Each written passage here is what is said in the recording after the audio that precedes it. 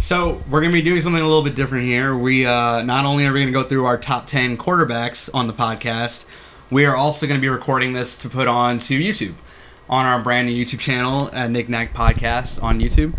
And we're going to do this position by position. We're going to go through our quarterbacks, our running backs, our wide receivers, and some defenses, and if we feel like it, some kickers, I guess. Yeah, and one thing to add, this is based on a standard scoring league. I think we're doing half-point PPR. But classic 4 points for QB touchdowns and and if there's anyone like in the wide receivers or running backs that we kind of feel like are going to take a significant jump because of it being PPR or not PPR, then we'll point them out. But at least in my mind, I think that's only a few people. Yeah. So let's get started. So with quarterbacks, we did a top 10 rankings for both of us in a standard scoring league, and we did a lot of differences. Surprising. We did. So number one. Cam Newton is by far, he's the MVP last year, Super Bowl quarterback. You have him at number one. I don't. So tell me why you have him at number one. So Cam Newton, not only is he the defending MVP, one of the most exciting football players in the league, great quarterback, he is also one of the best goal line running backs in football. So you're talking about a guy who last year had 10 rushing touchdowns. Last year he had a career high in passing touchdowns. He's getting his number one target back in Kelvin Benjamin. And there might be a little bit of a regression from what he did last year because it was such a high-flying season that they had. But I don't think it's enough to actually deter me from taking him number one. So I don't have number one, but the one thing that stands out to me, like you said, goal line running back, not like 3 touchdowns, he had 10. Yeah. 10 rushing touchdowns. 10 rushing touchdowns. Like, that's an RB1. If you're looking for an RB1, you get an RB1 and a QB1. Yeah. And 35 passing touchdowns. 35 passing touchdowns. So, that's why... To me, you're going to notice a trend as we go on, but the 35 passing touchdowns and the 10 rushing touchdowns are big. So I have Aaron Rodgers at number one, and you have him at 5, which is he fucking sucks. That's crazy. So my thing with Aaron Rodgers, I'm a big A-Rod guy, but he had 31 touchdowns last year, which was perceived as a down year. Gets Jordy Nelson back. Jordy Nelson's his guy. Randall Cobb, it was clear that he's not a number one receiver. I think the Packers have a bounce back year. They made the playoffs and everything, but I think it was a down year. They had a lot of fluke plays and they had some BS games. Rodgers probably should have minus 2 touchdowns. Some 2 heaves at the half. End of games. Yeah, no, that's definitely. Like you said, I have him at number 5, and I can get into a little bit more later. But my biggest point, we're having him in the top 5 was Jordy Nelson, like you said. Right. His favorite target's coming back. Not only does that improve his number 1 wide receiver, it also improves his number 2 wide receiver because Randall Cobb moves back to the role where he's best suited. Right. And I think that's gonna spell out big numbers for him. Yeah, and I think Rodgers is due for a bounce back year. And moving to our next quarterback, Andrew Luck. So you have him at 2. I have him at 5. Yeah. I had him last year, and I was very disappointed with him. Luckily, I had Carson Palmer on the bench. Luck really struggled last year. Injuries. The team, the O-line was terrible, couldn't protect him. You see a bounce-back year from him. Why is that? I think that the Colts, now that they have signed him to this huge contract, are going to realize that they need to put the game into his hands more often. He's healthier than he was last year. He's not 100% yet, but he's getting there. They finally short the middle of that offensive line by adding Ryan Kelly in the draft in the first round. And those receivers are getting better. Dante Moncrief is improving. Yep. Phillip Dorsett's improving. T.Y. Hilton is still there. They re-signed Dwayne Allen, some huge deal for some reason. I don't know why, but he should be there to help him out as well. So I think you're looking at Andrew Luck spreading the ball around a little bit more and having that bounce back year that we wanted him to have last year when he was the number 1 quarterback being taken in most drafts. So I have a little worry about their running game, and I like Moncrief. If Moncrief can become a wide receiver number 2, I think they'll be successful. And I don't know what to think about their tight ends. Don't sleep on Dorsett. Nope. Do you like Fleener and Allen? I feel like they're the most average. Fleener's not there anymore. He's in New Fleener Orleans. left, So Dwayne Allen.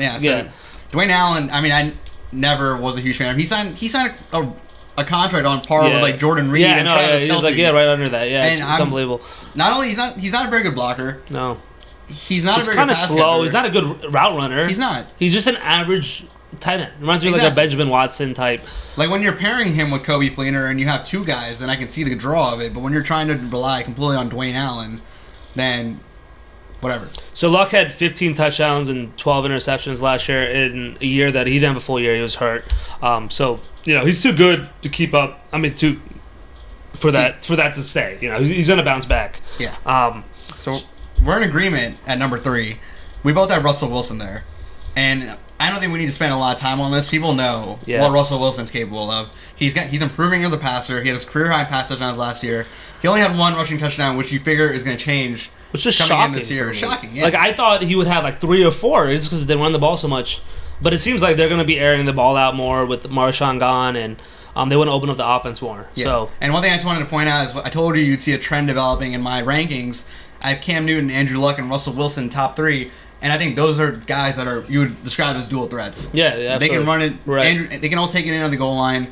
And they're threats to take off and run anytime, and they're also very gifted passers. Yo, RG3 is a dual threat through. He's not in your top 10. I didn't see him. I don't know about dual, but all right. Tyrod Taylor, too. Tyrod. So Big Ben at 4. Even though they're losing Martavis Bryant and Le'Veon Bell for a couple of games, that offense is too explosive. It is. We don't have to say anything. Big Ben's airing it out like none other. But his stats are pretty average last year. 21 and 16. I mean, you would thought that would be a little bit higher. You look at Kirk had pretty much had a better season. I think like that had a lot to do with like early on. Le'Veon Bell was just tearing it up, and when Ben had to take over, he did. And now I think defenses are going to hone in a little bit more on Antonio Brown. You're going to see him spread the ball around a little bit more and kind of throw it in more. So you do get more points for 2-point conversions, right? Yeah, exactly. I don't know how much difference it makes, but if they go for it every time, hey, that's every point matters. That's a bonus. And you're talking about Big Ben, who might run it in himself from the goal line. You never know. So 5 is where he has Rodgers and I have Luck. Both have all the talent in the world, and I'm confident that both of them finish top 5. Doesn't matter where. Yeah, so I think our top 5 is pretty much in lockstep here. Now it gets a little bit fun.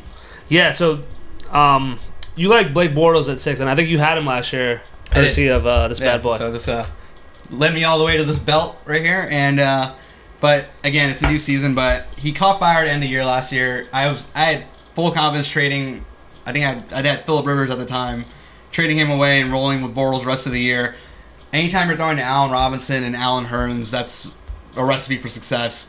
He could regress because he has a better defense. That means Jacksonville might not throw as much, but I still see that offense being more aerial this year, even with the addition of Chris Ivory at running back. So I have him at 7, 8 actually, not too far away from you, but I see a little bit of sophomore slump. But not that big. So, I mean, I'm not too sold on the Allens. We'll talk about that in the receiver section. Okay. But we'll see what happens. I like Blake. I think he's definitely going to be airing it out.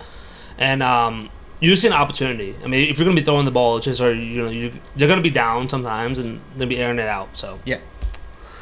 So, yeah, you're number 7. Tell me about... Oh, no, sorry, you're number 6. Tell me about him, because I have him So, number Carson, 7. You see that trophy back there.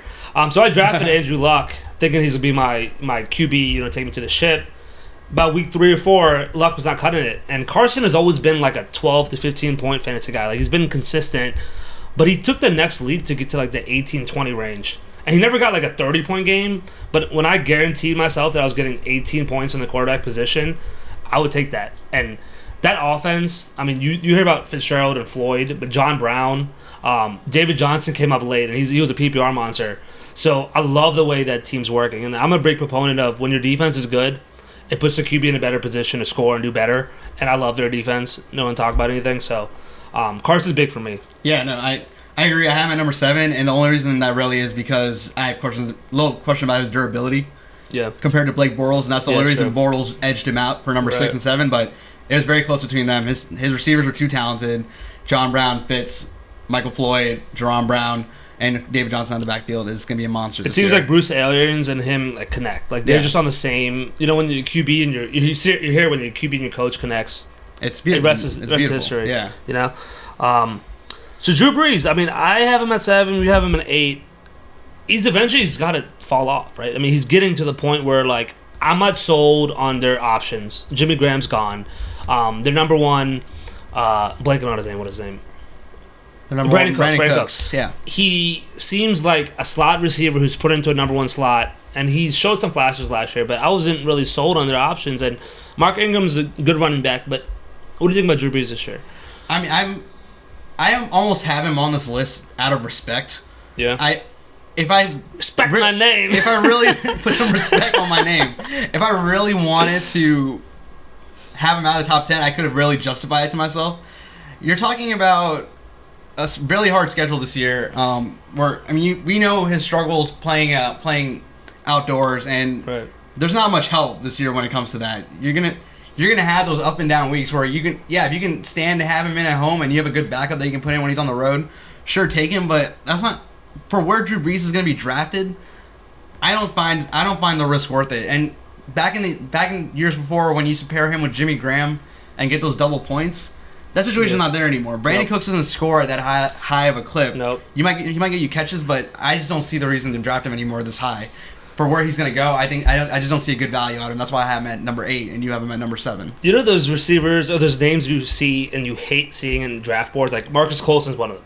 Like he's just like a has-been, right? But like he may be like 800 yards, 5 touchdowns, and it's like cute, but it's like I just don't want to draft him. So this is where like me and you being in fantasy football at least kind of is a stab in the back for us because I'm about to give away 2 of my big rules. For both drafts. Don't draft Saints wide receivers and don't draft Patriots running backs. Yeah. There's too many of them. They're gonna blow up one week and put up a 0 the next week. And it's don't fall for it. If Marcus Colston puts up 3 touchdowns one week, I will bet more often than not he's getting 1 catch or 0 catches the next week. And I saw that Deion Lewis 3 touchdown game. I didn't worry. LeGarrette Blount had like 3 touchdowns the next game. It's like, Deion Lewis is probably the one exception. He did have a good run before he got hurt. Right. And Brandon Cooks is consistent enough to get a lot of catches, but at the same time, those like downfield outside receivers, I don't trust them. Yeah. So let's wrap up our QB top 10. So you have Kirk in the top 10 at 9. I do. Fanboy for Kirk. So what do you like about Kirk this year? His receivers are out of control. It's Pierre Garçon, Deshaun Jackson. If Josh Doxson's healthy, he's there. Jordan Reed's at tight end. The arguably the best route running, pass catching tight end. We talked about him a lot before. Jamison Crowder. Improved offensive line. Once the offense switched to pass first last year, Kirk Cousins was one of the best quarterbacks in fantasy football. Yeah, I mean 29 touchdowns, 11 interceptions. It's clear that Jay Gruden wants to pass the ball. Like he's a pass guy, and I don't know if we're gonna bend the run as much this year, but he's gonna have his options. Yeah, with or without Josh Doxson. I think Doxson would be a nice compliment, but comes on week 6 or 7, I'm not too worried. And then also don't forget that Kirk also had let me get the exact number here. If I can open up my max yards. 5 rushing touchdowns last year. Yeah, he wasn't. Was he the second in rushing touchdowns? He might have been. So Jameis had 6. I think he was the third. Wow. Big Ben had 9. So rushing touchdowns. Yeah. Wow. We didn't mention that earlier, but yeah, he did. So that's why I like Kirk this year as a top 10 fantasy quarterback.